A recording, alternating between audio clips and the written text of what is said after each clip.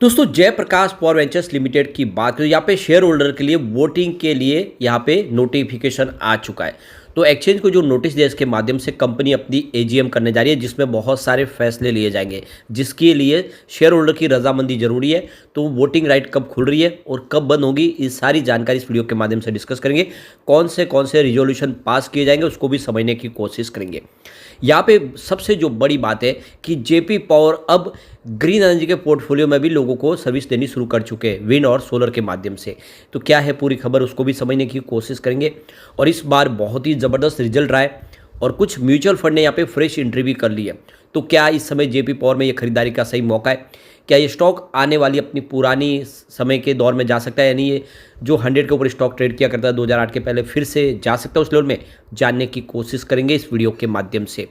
लेकिन फ्रेंड, उससे पहले अगर आप पहली बार हमारे चैनल पे आए तो चैनल को सब्सक्राइब कर दीजिए, एक बेल आइकॉन दबा दीजिए ताकि जब भी नया वीडियो बने पहला नोटिफिकेशन आपको मिले। वीडियो पसंद आए तो लाइक से जरूर कीजिए।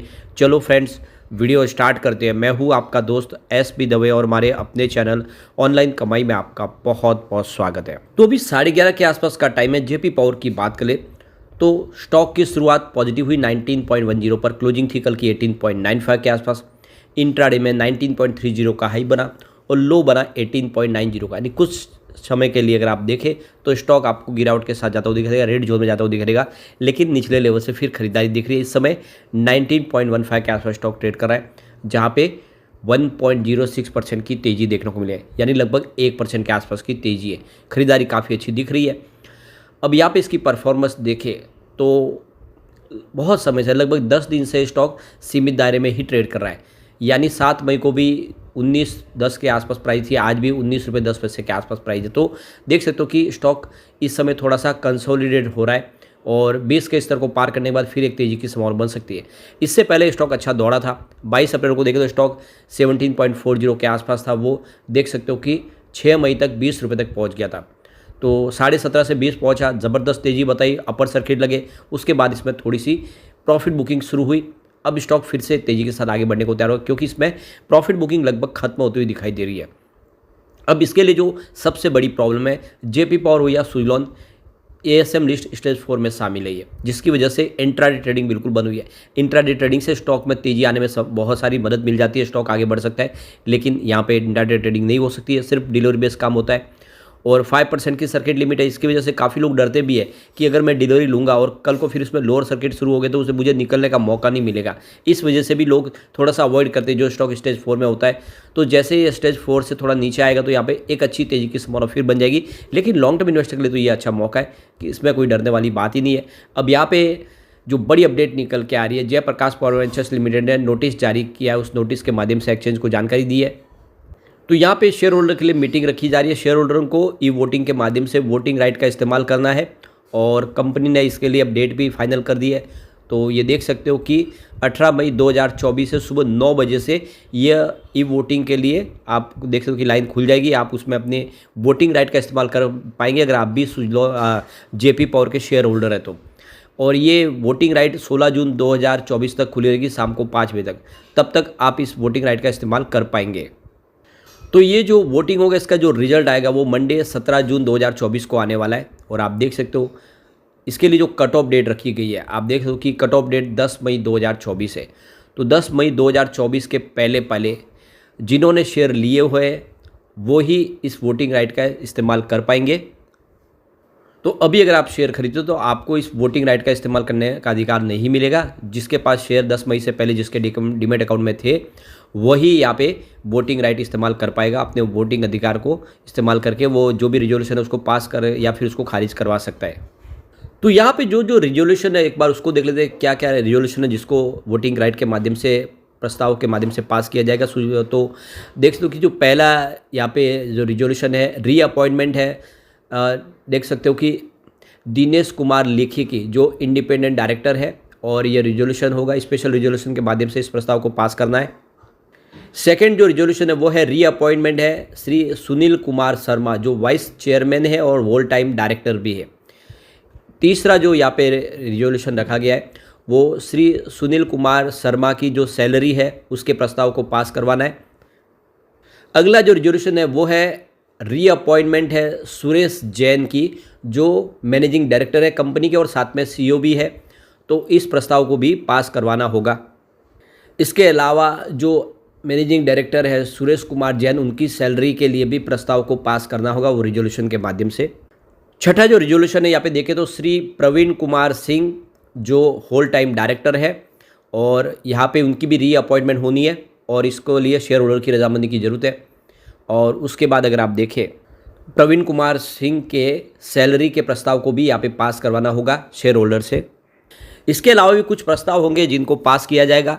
इसकी सारी जानकारी देख सकते हो कि इसका नोटिस ऑलरेडी सब शेयर होल्डर के पास जा चुके हैं और वो अपने हिसाब से इस वोटिंग राइट का इस्तेमाल कर सकते हैं। डेट आपको खास ध्यान रखनी है, कट ऑफ डेट इसकी 10 मई 2024 है और यहाँ पे जो ई वोटिंग खुलेगी वो सैटरडे 18 मई को खुलेगी सुबह 9 बजे और वोटिंग जो एंड होगी वो संडे को होगी, देख सकते हो कि 16 जून को 2024 को। तो ये आपको इस डेट खास ध्यान रखनी है। अब इस बार रिजल्ट देखें तो कंपनी ने बहुत ही शानदार दिया है, प्रॉफिट अच्छा खासा बढ़ा है, रिवेन्यू भी बढ़ा है। देख सकते हो कि मार्च 2023 में 1385 करोड़ के आसपास रिवेन्यू था, वो मार्च 2024 में 1864 करोड़ तक पहुंचा है। वैसे दिसंबर में 2214 करोड़ के आसपास था, तो क्वार्टर ऑन क्वार्टर बेसिस पे रिवेन्यू जरूर गिरा है, लेकिन ईयर ऑन बेसिस पे रिवेन्यू अच्छा खासा बढ़ा है। और प्रॉफिट में तो बहुत भारी उछाल देखने को मिला है। मार्च 2023 में 43.99 करोड़ का लॉस था, इस बार 589 करोड़ का बम्पर प्रॉफिट हुआ। दिसंबर में 173 करोड़ का प्रॉफिट था, तो प्रॉफिट में तूफानी उछाल देखने को मिला है। तो ओवरऑल देखें तो बहुत ही शानदार प्रदर्शन किया है इस बार जेपी पावर ने। और अब जो सबसे बड़ी बात है कि कंपनी के पास 17 साल से ज़्यादा का अनुभव है। जेपी पावर देखिए जो पावर सेक्टर के लिए हर तरह की बोले तो आप देखें तो पावर जनरेशन करती है कंपनी, इसके अलावा पावर सप्लाई भी करती है। और इसके अलावा देखें तो जिसमें हॉस्पिटल्स हो, गवर्नमेंट बिल्डिंग्स हो, ऐसे बहुत जगह पे इनकी तरफ से पावर डिस्ट्रीब्यूशन का काम होता है। कंपनी की तरफ से आप देख सकते हो इन्होंने कहा है कि हम सोलर और विंड और बायोमास के माध्यम से भी 1 मेगावाट से लेकर 20 मेगावाट तक की बिजली सप्लाई करते हैं। यानी कंपनी सिर्फ कोल बेस्ड पावर प्लांट के ऊपर काम नहीं करती बल्कि ग्रीन एनर्जी के सोर्सेज भी उपलब्ध कराती है। कंपनी विंड और सोलर के प्रोजेक्ट भी अब लोगों को ऑफर कर रही है। इसका मतलब ये हुआ कि ऑलरेडी कंपनी ने ग्रीन एनर्जी सेक्टर में भी एंट्री कर ली है। यानी आने वाले समय अगर इनके कोल बेस्ड पावर प्लांट के जो ऊपर सरकार इसमें बंदी लाती है या उसको रोकती है तो कोई चिंता की बात नहीं, ये ग्रीन एनर्जी के पोर्टफोलियो से भी अपने कारोबार को आगे बढ़ाएगी। ये क्लियरली इनकी वेबसाइट के ऊपर दिख रहा है और इन्होंने सोलर विंड के प्रोजेक्ट के माध्यम से भी बिजली देनी शुरू कर दी है लोगों को। तो ये बहुत बड़ी गुड न्यूज़ है कि जेपी पावर ने ग्रीन एनर्जी के पोर्टफोलियो को भी अपना लिया। अब यहाँ पे एक जो और अच्छी गुड न्यूज़ है कि अप्रैल के जो शेयर होल्डिंग पैटर्न में देखें तो म्यूचुअल फंड की एंट्री हो चुकी है। 2 म्यूचुअल फंड ने यहाँ पे निवेश किया, इससे पहले कोई म्यूचुअल फंड का निवेश यहाँ पे नहीं था, लेकिन अब आप देखोगे 2 म्यूचुअल फंड आ चुके हैं। 0 म्यूचुअल फंड सोल्ड, यानी किसी म्यूचुअल फंड ने यहाँ पे शेयर नहीं बेचे, लेकिन 2 म्यूचुअल फंड की एंट्री है, जिसमें आप देख सकते हो कि Motilal Oswal Nifty micro cap 250 index ने यहाँ पे 815 करोड़ का इन्वेस्टमेंट किया और grow Nifty total market cap index fund ने 131 करोड़ का इन्वेस्टमेंट किया है। तो देख सकते हो कि म्यूचुअल फंड भी यहाँ पे आ चुके हैं। यहाँ पे अगर हम देखें तो यहाँ पे प्रमोटर की गिरवी शेयर फिलहाल 79.20% के मार्च 2024 तक जो फिलहाल अभी है, ये सबसे बड़ी चिंताजनक बात है। इसके लिए थोड़ा प्रॉब्लम जरूर है, लेकिन प्रमोटर की होल्डिंग अनचेंज है फिलहाल 24% के आसपास जो लगातार बनी हुई है। यहाँ पे एक जो सबसे बड़ा प्लस पॉइंट है वो है एफआई का। एफआई ने अपनी होल्डिंग इंक्रीज की है मार्च क्वार्टर में, देख सकते हो कि 5.14% की होल्डिंग थी जिसको बढ़ा के 6.06% किया है। एफआई की संख्या बहुत ज़बरदस्त बढ़ी है। 97 एफआई थे क्वार्टर 3 में, जो क्वार्टर 4 में 116 तक पहुंच चुके हैं। तो ये बड़ा एक तरह से प्लस पॉइंट है कि एफआई जम के खरीदारी जेपी पावर में कर रहे हैं। म्यूचुअल फंड भी यहाँ पे होल्डिंग इंक्रीज हुई है। देख सकते हो पहले 0.08% की मामूली होल्डिंग थी जो 0.10% तक आ चुकी है। नंबर ऑफ म्यूचुअल फंड की बात करें तो यहाँ पे इस समय चेंज हुए दो नए म्यूचुअल फंड की एंट्री हुई है। अब यहाँ पे इंस्टीट्यूशनल इन्वेस्टर की होल्डिंग यहाँ पे डिक्रीज हुई है। यह एक तरह से देख सकते हो कि पहले जो होल्डिंग थी वो 25.70% थी जो 24.62% में। तो यहाँ पे बड़े फंड हाउस ने जरूर थोड़ी सी अपनी प्रॉफिट बुकिंग, लेकिन ओवरऑल देखे तो बाकी एफआई और म्यूचुअल फंड का निवेश अच्छा खासा बढ़ा है। अब इसकी एक बार हम परफॉर्मेंस देख लेते हैं पिछली कुछ सालों का मिड कैप के साथ और पावर इंडेक्स के साथ। पिछले 10 साल में जेपी ने 47% का पॉजिटिव रिटर्न दिया। इस दौरान मिड कैप में 24% की तेजी बनी है और पावर इंडेक्स 32% दौरान। तो विनर यहाँ पे जेपी पावर है। 3 ईयर के हिसाब से 70% का पॉजिटिव रिटर्न दिया जेपी ने, जबकि मिड कैप में 27% की तेजी बनी है। पावर इंडेक्स 41% दौड़ा, तो यहाँ पर भी विनर जेपी पावर है।